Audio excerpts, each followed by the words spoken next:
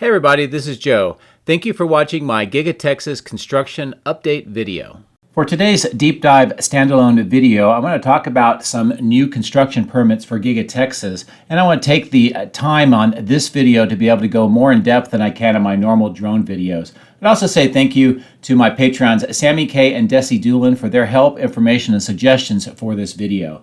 Now, first of all, I want to orient you to the entire Giga-Texas site. As you can see by this inset map, the red area is the approximately 3,630 acres or 1,270 hectares of the property. You can see these four areas that have major permits. We're going to talk about a couple of those real quick. First, area number one, this is the West Support Facility. It has a permit that was filed in October 2022. You can see the inset map in the lower left. To get an idea of where this is located, this is on the west side of that central highway, and it's for about 238 acres or about 97 hectares for construction. The next area that already has a permit is the North Inbound Logistics lot, and you can see by the inset photo in the upper right where this area is located. It's about 166 acres, and you can also get an idea of some of the materials that are being stored in that area right now. But I want to talk about two new permits, and those have to do with the south extension to the main building, that's Area 2, and also the East Support Facility, that's Area 3, as you can see by the inset map. A special thank you to all of my outstanding patrons for your continued encouragement and support. Patreon members get access to hundreds of high-resolution photos, previews of the future material, and direct dialogue with me. If you would like to support my channel, please consider becoming a patron using this link, which is also in the video description. Please also consider hitting the like and subscribe buttons, as this helps as well. Thank you. So as we discussed in the intro to the video, there are two new permits that I want to discuss. And we'll start with this one here. It's permit number 2023-028629SP. It's listed for East Support Facilities. As you can see by the inset image on the left, it was filed on the 9th of March 2023. And the description of the proposed development is parking lots for passenger vehicles and truck and trailers. Also in the upper right, you can see its limits of construction is about 99 acres or so. And this inset map gives you a good idea of where this is located in relation to the main building. You can see this is that east side that currently has the warehouse on wheels, a lot of material storage, and contractor trailers. We also see some construction going on in that area as well. Now, with the permit notations, I think there's a couple of things that we can expect as we watch this construction to begin. First of all, I think we might see a formal construction to maybe pave and improve the warehouse on wheels to make it permanent. Right now it's mostly gravel. We can see parking for employees, and I've heard recently that there may be a multi-level parking garage, and that could be built in this area as well, and we'll talk about that in a little bit later in this video. And it may start seeing the relocation of the contractor trailers and some of the material storage as construction begins. And as I mentioned, I've heard that there has been a selection process for contractors to bid on a new multi-level parking garage. We also know on this east side, on that southeast section, there's a new graded area that has been under preparation for the last few weeks. And here's a quick video segment showing what that looks like as of just the 27th of March. And you can see that it's a pretty large square section, and the grade has been mostly prepared now. They're bringing in some of the gravel mix, and usually that predates some of the construction. And I'll be looking to see what they start building here to confirm if this is the parking garage or not. So that wraps up a quick view of this new permit on the east side, and I hope you enjoyed that information and that it was helpful. So let's get ready to take a look at permit number 2. This next permit is actually kind of exciting because it has implications for the main building itself. And as you can see, the permit number is 2023-026785PP, and it has to do with the expansion on the south end, as you can see by the inset image on the left. And I'll go into a few more details of what it specifies. Some of those include that it's the Tesla Southside building expansion area. It has column lines, also known as grid lines 85 to 93, which is very important, and we're going to talk about that a little bit later in the video. Underground sanitary waste and vents, siphonic storm and condensate systems, 421,000 square feet and 2 floors. This inset image on the bottom right gives you an idea of where this section is located and also corresponds to a lot of the construction that we've been seeing on site lately. I'm going to take this opportunity to just do a real quick drone flight segment to remind you of what area we are talking about. As you can see, quite a bit of activity just to the south of the building in that entire cleared area. This is where they're preparing for that construction for the new permit that we just discussed. So it's pretty exciting. So let's talk about more details. But before we get in too deep into this discussion, I want to remind you that I've covered some of these subjects in much greater detail on previous videos. As you can see, my 27 November 2022 video on grid lines is very important to understand, and my 3 January 2023 update on the South End rework and the plans is also very important for you to understand. So I recommend you take a look at those 2 videos before going further into this particular discussion.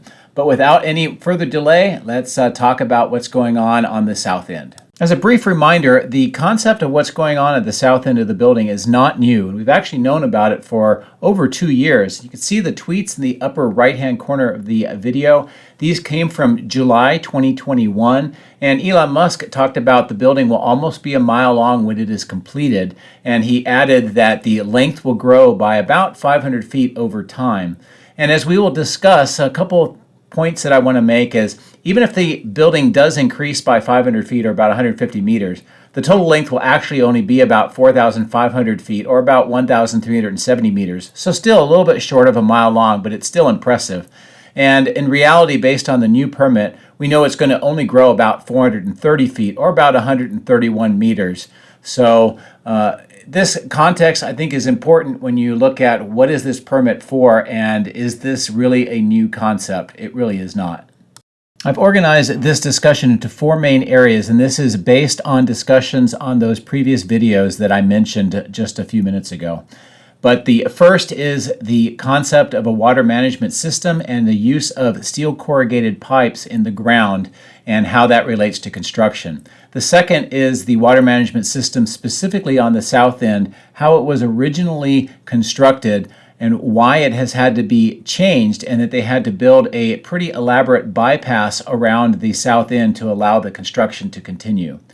The third has to do with the building grid map or the grid layout, and again, this is based on that previous video from 27 November, but we'll also talk about the implications of the permit, talking about additional grid layouts for the building. And finally, recently we watched the construction of a groundwater control shaft near the southwest corner of the building. This was a new addition, and we'll talk about why they had to do this and what does this mean for the construction going forward.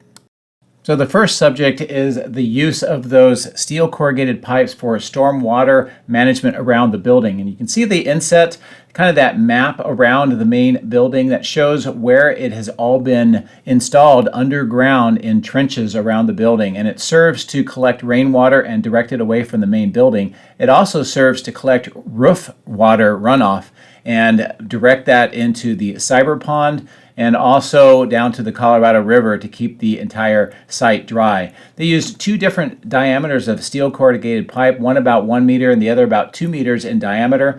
But unfortunately, the steel corrugated pipe that was installed in the south end is not suitable as a load-bearing member under the ground, and it needed to be replaced.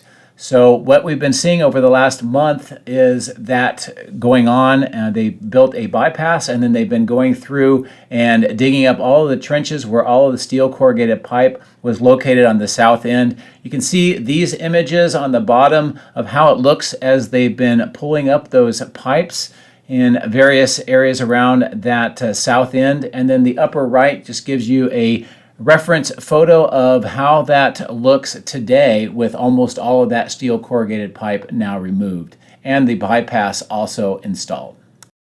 So now let's talk briefly about how the South End water management system was originally constructed and why it needed to be altered to allow this permit to take place.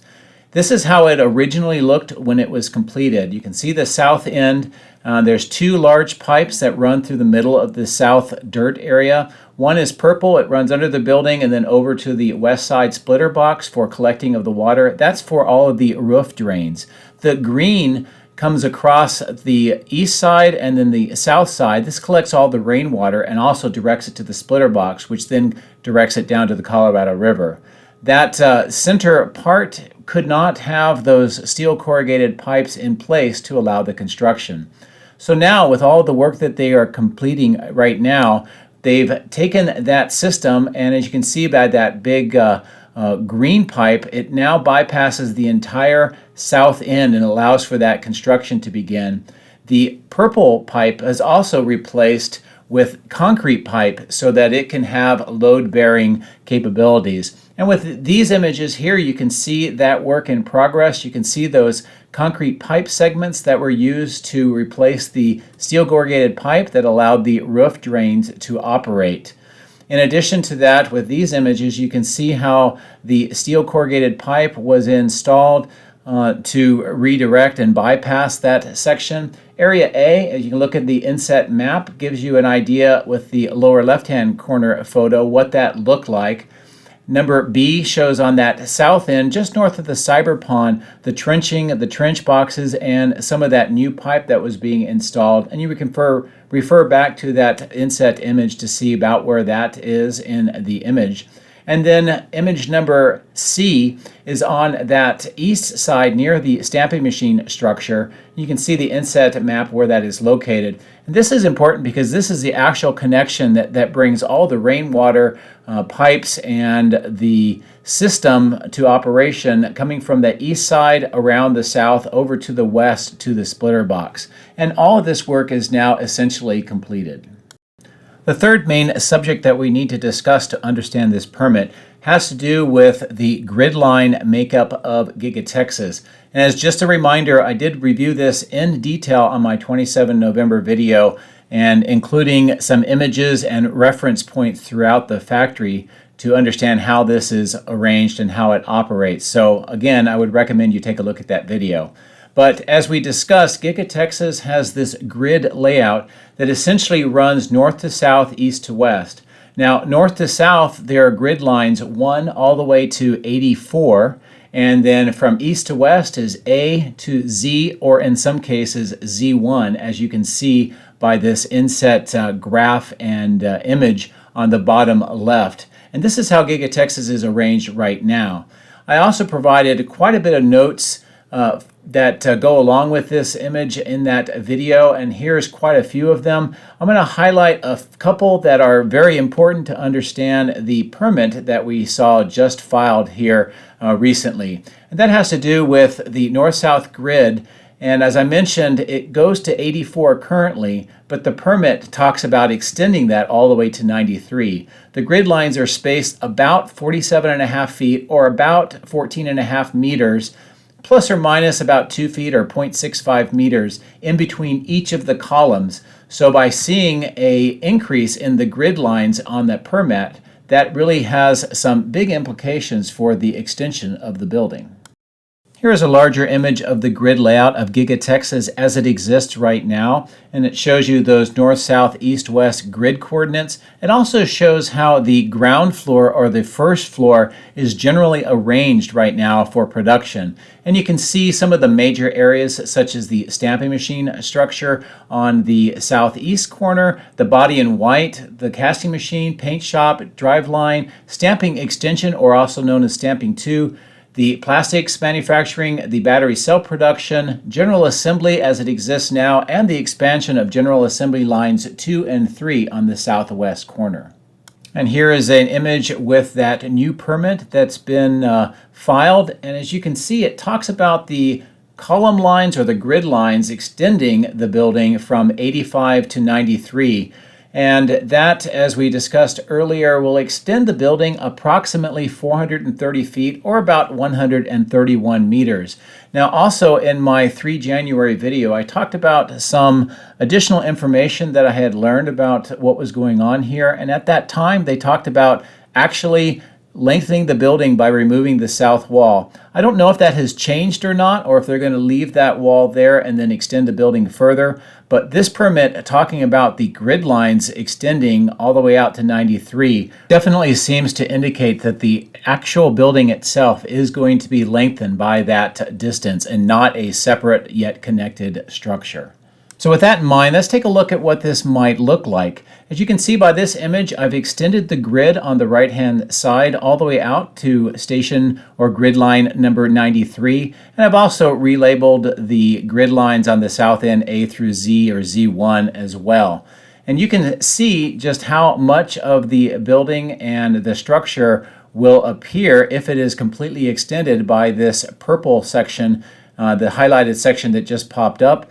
And overall, this is a fairly significant increase to the length of the building. As I mentioned earlier, it would bring it to about 4,500 feet, or just shy of a mile in length.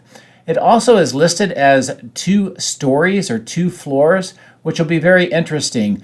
The south end of the building right now on the General Assembly side has all the way up to 3 floors plus a 4th floor mezzanine. The stamping 2 has essentially 2 floors and stamping has 1. So how that would be connected is a very interesting problem that I'm curious to see as construction continues. The last of the main areas I want to discuss in relation to this permit has to do with a new development, which is the groundwater control shaft that was installed in the southwest corner of the building in and where the temporary parking lot used to be. And we've been documenting that for some time now, and it looks like that construction project is nearly completed. So let's talk a little bit about why it's needed and then how it may operate. Just to remind you, this is what the south end of Giga-Texas's main site looked like back in July and August of 2020. And what you can see here is on the upper right-hand corner photo, I've kind of done an approximate footprint of the building as it is right now. And you can note that there was quite a bit of hills, a lot of ponds, and the Colorado River is just to the south. So there's a pretty high water table in this particular area as well. And as you can see by these inset images, this recent linear plate shaft was installed in that center of the photo. You can see on the left and the right photo how the construction continued. On the bottom left, you can see how it's filled with water right now. And then the bottom right shows you a temporary cap that has been placed on this ahead of when construction begins. And this has been a very interesting construction project to be watching over the last few weeks. But I think we have some pretty good ideas of how this is going to operate and also how it will be modified as construction continues. So let's discuss a little bit more about this groundwater control shaft that was built here at Giga-Texas. The bottom left-hand corner photo shows you, generally speaking, how it would be constructed here at Giga-Texas. I would remind you those images I showed you from July and August of 2020 are important because this entire site used to be a sand and gravel mine, and that implies that most of the surface layer was sand and gravel, and then it's underlined by a thick clay surface. And for them to be able to control water here, they need to have this shaft that goes through the sand and gravel down into the clay, and then a pump system to be able to pump out some of the groundwater. So here's a couple of highlights on this information that I have on the screen to the right. Again, I would take a look at the link at the bottom of the screen if you'd like to have some more detailed information. But basically the shaft is formed by pre-lined construction method. We've seen that here at Giga-Texas, and we had a concrete shaft with kind of a rubber base around the exterior. The groundwater exclusion methods will require some form of pumping, and we've seen that at the base of this shaft as well, and that means it's going to have an outlet for those the water that's being pumped out as well. And again, we talked about the sand and gravel mine here and why this particular structure was used because of the clay underlying base to that sand and gravel that's underneath Giga-Texas. This also, by the way, explains why over 100,000 geopiers had to be constructed before the basic foundation for Giga-Texas could proceed. Also, the arrangement for this shaft can can be constructed without having to lower the ground level water tremendously. This just is a system for it to control the groundwater that will be naturally there. And this explains why they decided to do this, since they're going to be now constructing a facility on the south end, whereas before they didn't really need to do this. Also, just want to mention that this groundwater control shaft is separate from and unrelated to the stormwater management pipe system that we talked about previously. So let's talk just a little bit more about the construction methodology used here at Giga-Texas. The left-hand image shows you 3 different possibilities of constructing a groundwater control shaft. Number A is called a basal cutoff into very low permeability stratum, which would be like a clay, and that's pretty much what is here at Giga-Texas. Photo number B shows no basal cutoff achieved. They use perimeter walls to reduce total groundwater inflow. And then C shows no basal cutoff is achieved. Ground treatment base plug is formed within the walls. And all of these have a pump at the base of the shaft. As we mentioned with the sand and gravel mine and the underlying clay, it's number A, this basal cutoff into very low permeability stratum, is the type of construction that they used here at Giga-Texas for this groundwater control shaft. The final observation I'd like to talk about briefly, as you can note by these images, is the current construction of this shaft and how it protrudes so far above the ground level. And I'd like to thank my Patreon, Desi Doolin, for his information, inputs, and suggestions for this topic. Now, the current shaft height is going to have to eventually be reduced to match the final grade, whatever that will be. Per the site plan, currently the south elevation where the work is being underway right now is about 412 feet or 135 meters above sea level. And the Giga-Texas site plan shows the finished floor level inside the existing building is about 418.5 feet or about 137 meters. So we're talking about 2 meters or so in difference with grade that's going to have to be taken account of. The actual shaft right now, as you can see, it's got this black membrane around it. This is like a timber and foam blockouts are visible on this shaft that will allow for pipes or other connections, probably for that pump to have the water come out of the shaft itself to control the groundwater. And all of this is going to take place during the construction, and then once the basic grade and the slab for the new structure is defined and in existence, then they'll probably come back to this existing shaft and cut it down to that particular level. They'll take the lid that's currently on it and then they'll reposition it down to the ground level. So there you have it, a pretty in-depth, detailed discussion about a number of permits, some major permits around Giga-Texas' site. We talked about the existing ones for that North Logistics lot or facility and also the West Support Facility, and we've been watching some construction on those for some time. We also talked about the 2 new permits, the East Support Facility, where we see some ground and earthwork going on that southeast corner, possibly preparing for a multi-level parking garage. We've also been watching for some time the extension efforts on the south end, a lot of the reconfiguration work that's been going on to allow this construction project to begin. And now with that new permit that's been filed, that gave us some additional information about what we can expect on that south end. I hope that you enjoyed this discussion, the illustration, and the information that I presented throughout this video. I hope that was helpful and it puts into context what we are seeing with all of the drone flights over Giga-Texas. So I know a lot of people focus on production, what's going on with the Cybertruck, and there is a lot of exciting work going on inside of the building that we really can't see all that much, and we have to rely on Tesla to let us know what's going on.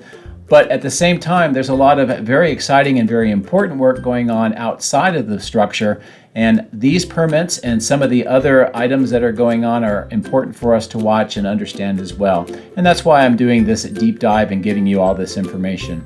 As always, thank you very much for watching, for all your great support, and also for all of my Patreons for their great information, their suggestions, and just support along the way to make these kinds of videos. Thank you very much, and I hope that you enjoyed the video and have a great day. Take care.